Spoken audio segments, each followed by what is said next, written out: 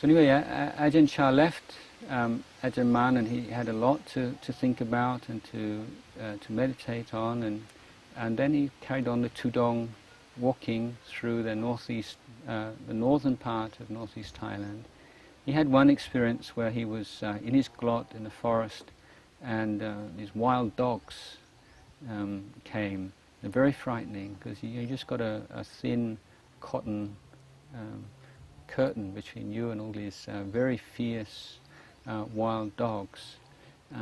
But again, they're taking refuge in Buddha, Dhamma, Sangha, and then making this vow. If I've created bad karma, if I've ever hurt you, any of you, or killed, or in a past life, then take my life. If you've not, then please leave me alone. This is a kind of a way of facing up to these kinds of fears and dangers that he and many forest monks will adopt. That they're sort of putting your life on the line and saying, yes, I'm willing to die if I've done anything in the past which is a karmic debt that I have to pay off, and otherwise then please leave me alone. So Ajahn Cha continued with his Tudong walk, and at one point he decided to go and put up his glot and to spend the night in what we call cremation ground. Yeah, and in those days there would be, or even these days, there are patches of forest, usually about 1 kilometer or so outside the village, which will be used for cremations. And so there's a ready supply of wood, and it's not too far away to carry the body to the forest, but far enough away that people don't have to worry about the spirits and the ghosts and so on. And because it's, as they say, like a convenient distance from the village, and it's quiet, then it's a common place for monks to go and to meditate.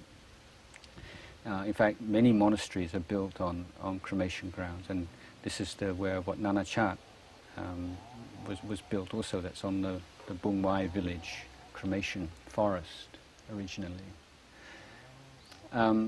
Another reason why some monks like to go and to stay in these forests is that it's commonly felt that one of the most important practices is the practice of confronting and overcoming fear. Now, for most people in Thailand, as you know, one of the strongest and overpowering fears is that of spirits and ghosts. Even sophisticated city people like yourselves still have some fear of ghosts, I think. Yes, right. So it is a kind of, especially in those days, like 60, 70 years ago, one of the most powerful kind of fears.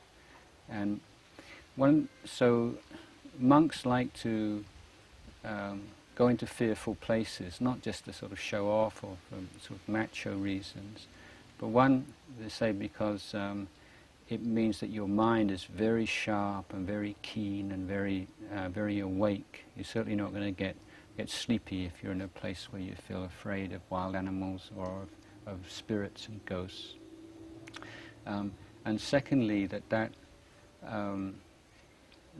fear illuminate or exposes that sense of self and atta, probably more than anything else. And so it's very useful experience, one in which you can really see that grasping at the sense of self and existence. Also, to overcome fear in that way is incredibly liberating, gives rise to great bliss and spiritual joy, and can lead to very deep meditation. As all fears really seem to spring from the fear of death, and death of who we think we are, of ourselves, then overcoming fear in this way can undermine fear of death also.